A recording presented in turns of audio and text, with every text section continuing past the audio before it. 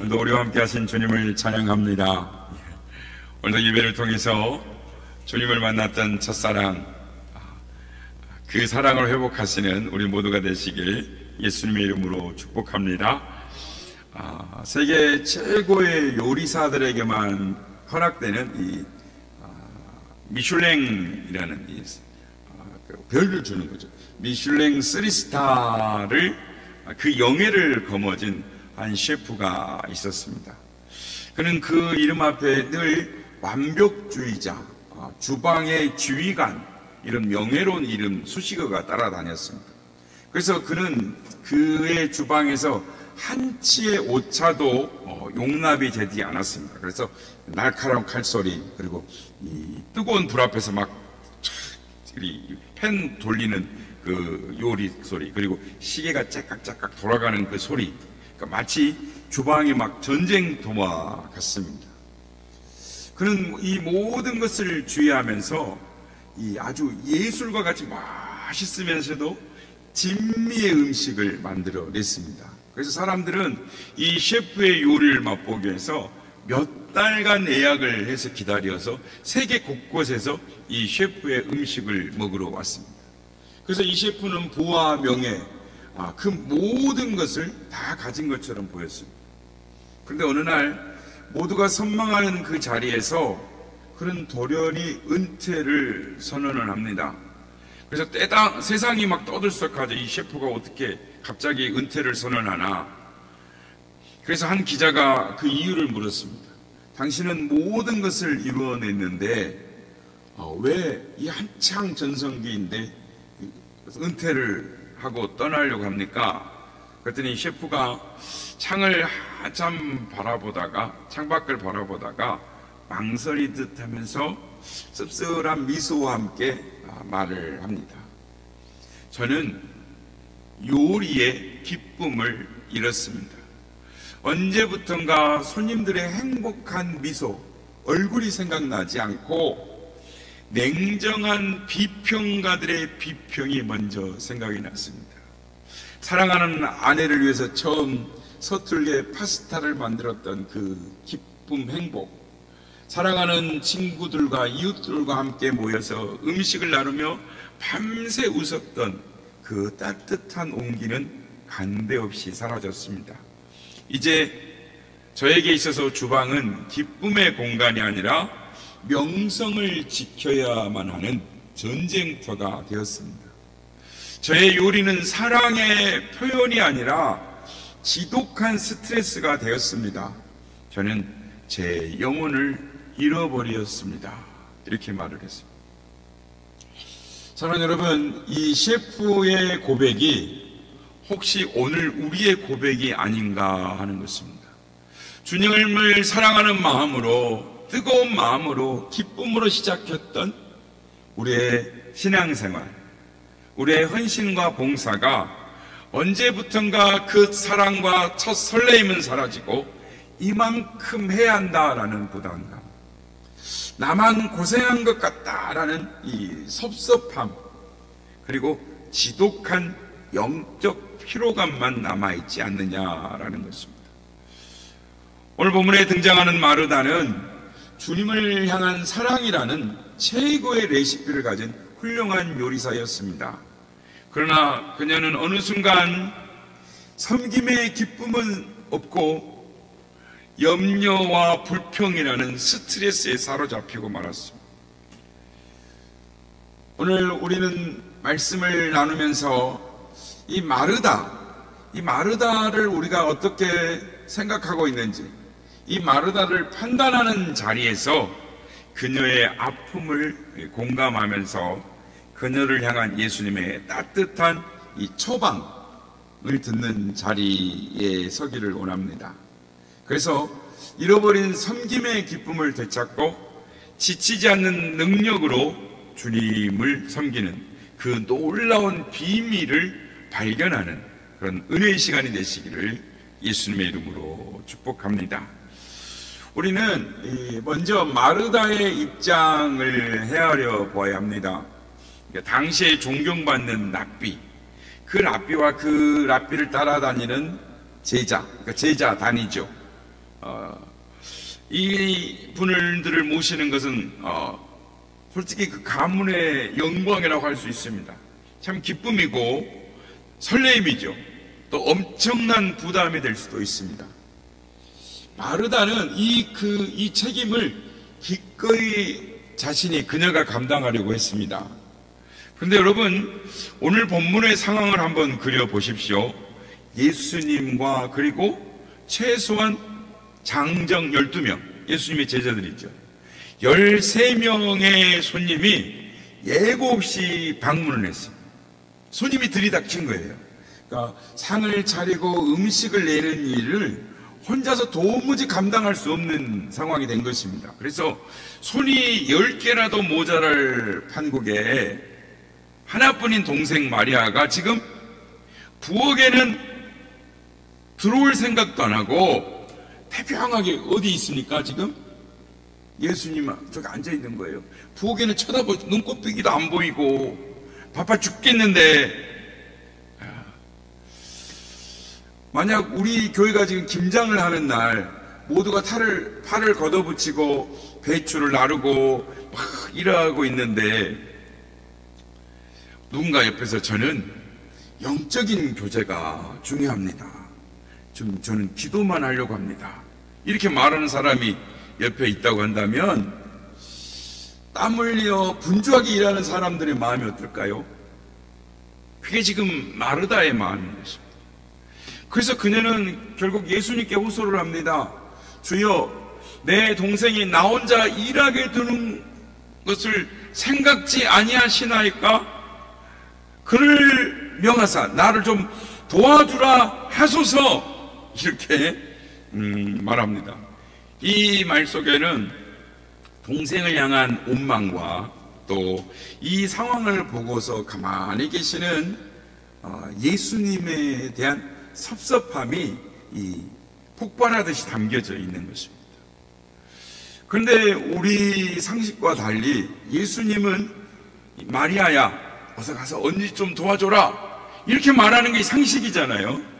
근데 그렇게 말씀하지 않고 오히려 우리의 고개를 갸우뚱하게 하는 말씀을 하신다는 것입니다. 왜일까요? 제가 오늘 아침에도 우리 목사님과 경건회를 나누다가 그런 이야기를 했어요. 교회에 마르다 권사와 마리아 권사가 있는데 마르다 권사한테 마리아 권사가 좋은 일을 택했다 빼앗기지 아니하리라 그러면 그 마르다 권사님 아침에 아파서 던지고 시험에 들어서 교회 안 나오실지도 몰라요. 그래서 제가 웃었습니다. 그 베다니 교회 담임 목사 큰일 났다. 그 마르다 권사를 어떻게 할까? 예수님이 그런데 그 말씀을 하셨다는 거예요. 예수님은 지금 일손이 부족하다라고 하는 이 현상 너머에 사랑하는 제자 이 마르다의 영혼 깊은 곳에 병을 보고 계셨기 때문입니다. 마르다는 원래 불평이 많은 사람이 아니었습니다. 그러나 극심한 스트레스는 사랑이 넘치는 사람도 날카롭게 만드는 것입니다. 자녀를 누구보다도 사랑하는 엄마, 끝없는 집안일과 육아에 시달리다 보면 에너지가 고갈되는 것입니다.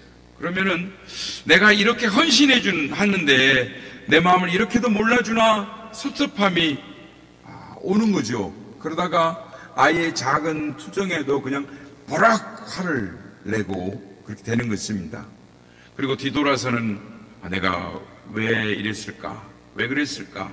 아이를 사랑하는데 하면서 눈물 짓는 것입니다.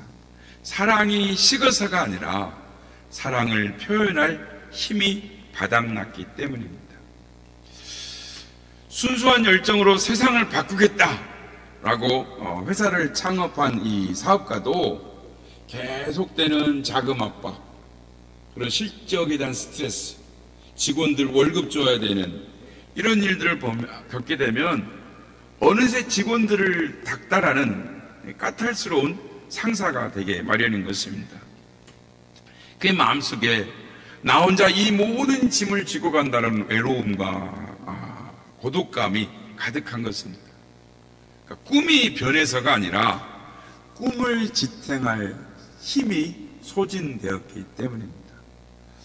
마르다가 바로 그런 상태인 것입니다. 그녀는 지금 영적으로 완전히 방전된 영적 고갈, 스피리추얼 번아웃이 된 것입니다. 그 상태에 빠져 있는 것입니다. 그렇습니다. 영적 고갈은 가장 헌신된 사람을 가장 예민한 사람으로 바꾸어 놓습니다. 갈라디아서 6장 9절, 우리가 선을 행하되 낙심하지 말지니 포기하지 아니하면 때가 이름에 거두리라. 여기서 이 낙심한다라는 말은 단순히 실망한다라는 뜻을 넘어서 완전히 기진맥진해서, 그러니까 영혼이 지쳐서 나가 떨어진 상태를 말합니다. 그러니까 모든 것을 놓쳐버린, 낙심한다라는 것이 그 의미인 것입니다. 그러니까 육체의 피곤함은 잠을 자면 회복이 되지만 영혼의 피곤함은 우리 마음에서 기쁨과 감사를 빼앗아가고 그 자리에 쓴뿌리를 내게 만드는 것입니다. 그래서 우리의 대적 원수 사탄은 가장 열심히 선을 행하는 사람을 찾아와서 바로 이 영적 고갈이라는 무기로 공격해서 낙심하게 만들고 결국은 모든 것을 포기하게 만드는 것입니다. 그래서 마르다의 이 불평은 그녀의 인격의 문제가 아니라 그녀의 영혼에 빨간불이 켜졌다라는 심각한 경고의 등인 것입니다. 그렇다면 이 심각한 영적 고갈, 이것의 근본 원인이 무엇일까요? 예수님은 그 원인을 정확하게 진단하십니다. 마르다야, 마르다야, 내가 많은 일로 염려하고 근심하나라고 말씀합니다. 문제는 일이 아니라 근심과 염려라는 것입니다. 그러니까 이 염려와 근심은 주님과의 연결이 끊어졌을 때 나타나는 증상, 확실한 증상인 것입니다.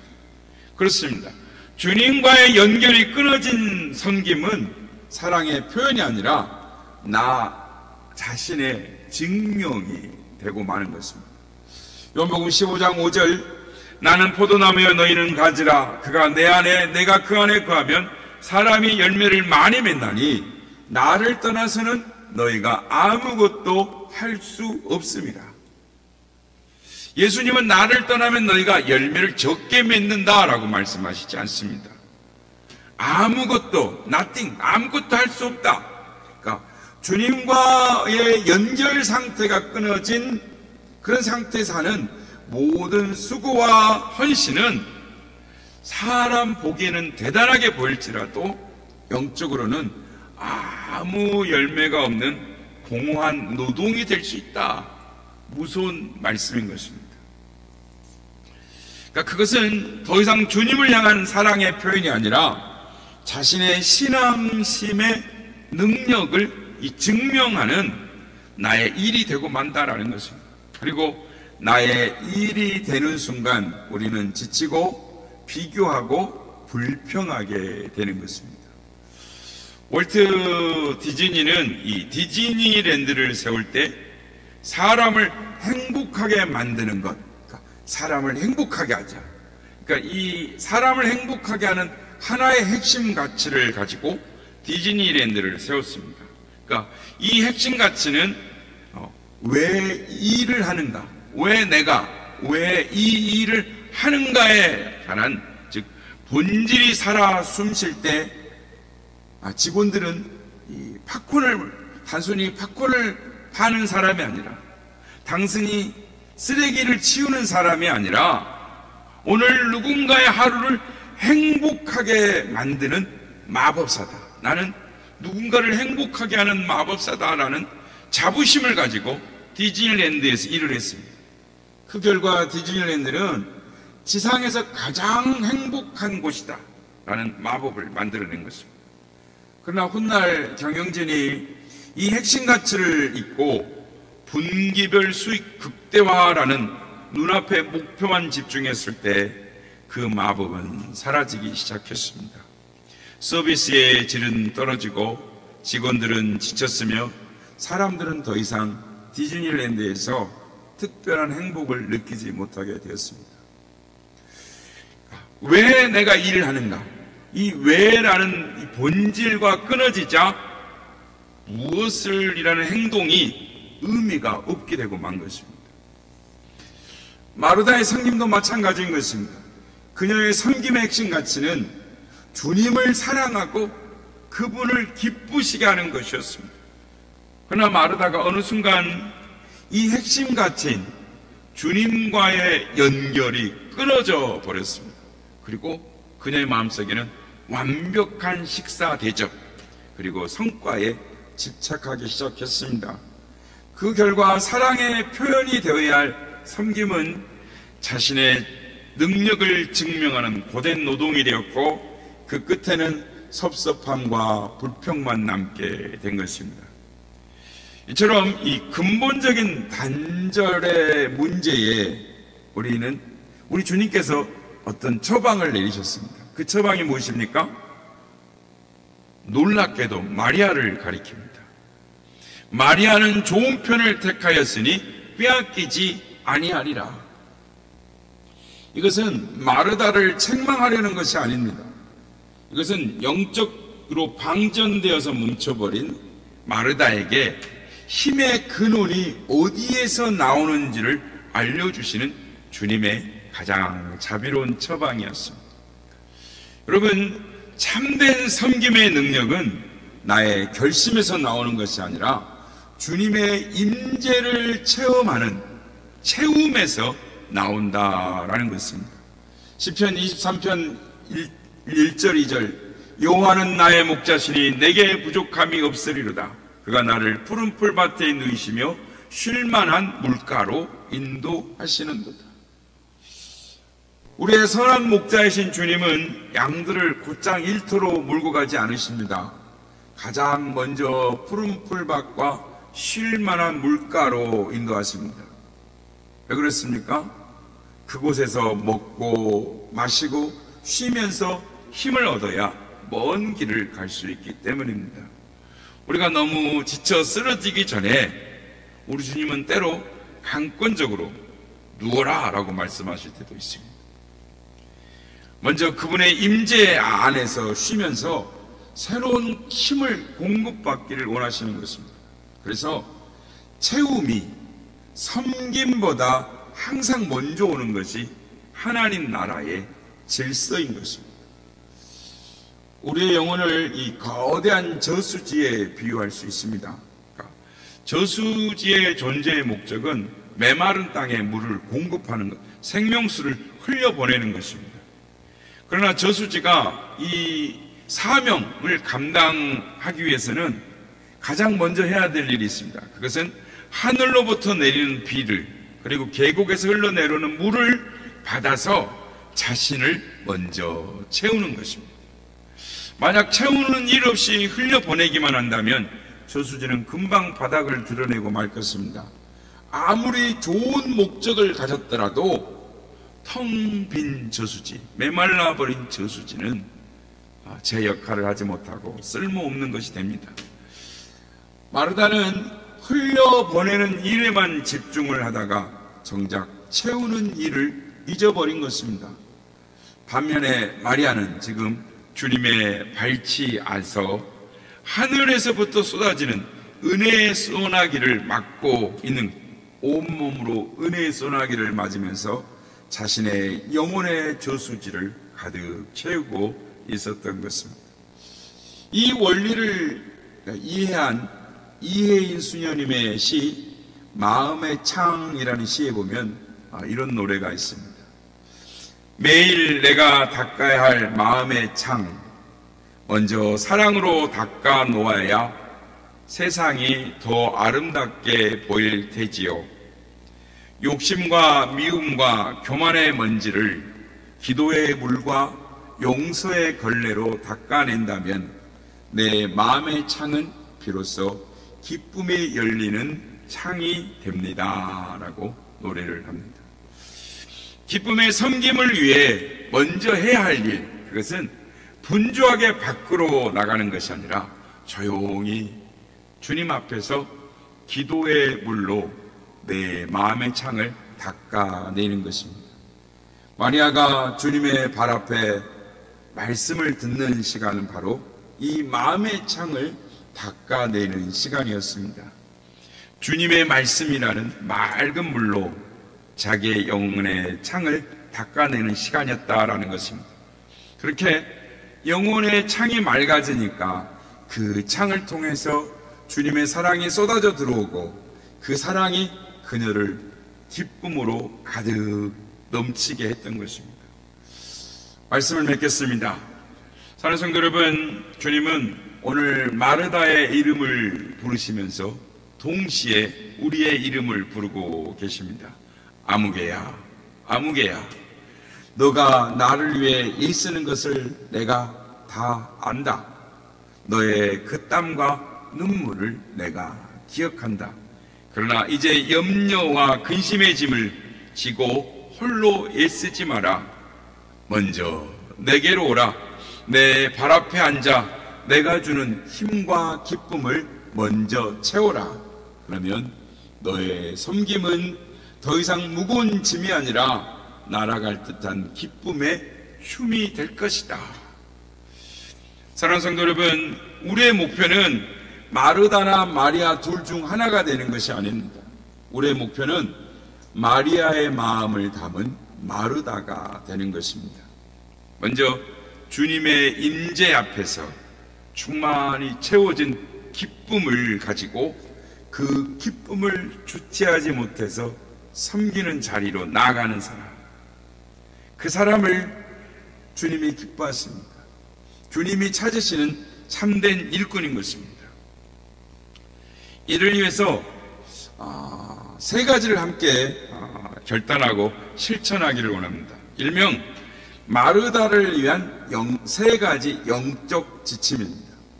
첫째, 섬김 전 5분의 법칙을 실천하십시오. 그러니까 차로 치면 먼저 주유하고 나중 출발하는 것입니다. 그러니까 교회에서 어떤 봉사를 하든지 그 자리에 가기 전에 딱 5분만 먼저 주님 앞에 앉아 머무시기 바랍니다. 주님, 지금부터 드릴 이 섬김은 제 힘으로 하는 것이 아닙니다. 주님이 주시는 힘과 기쁨으로 감당하게 하옵소서. 저를 기쁨의 통로로 사용하여 주옵소서.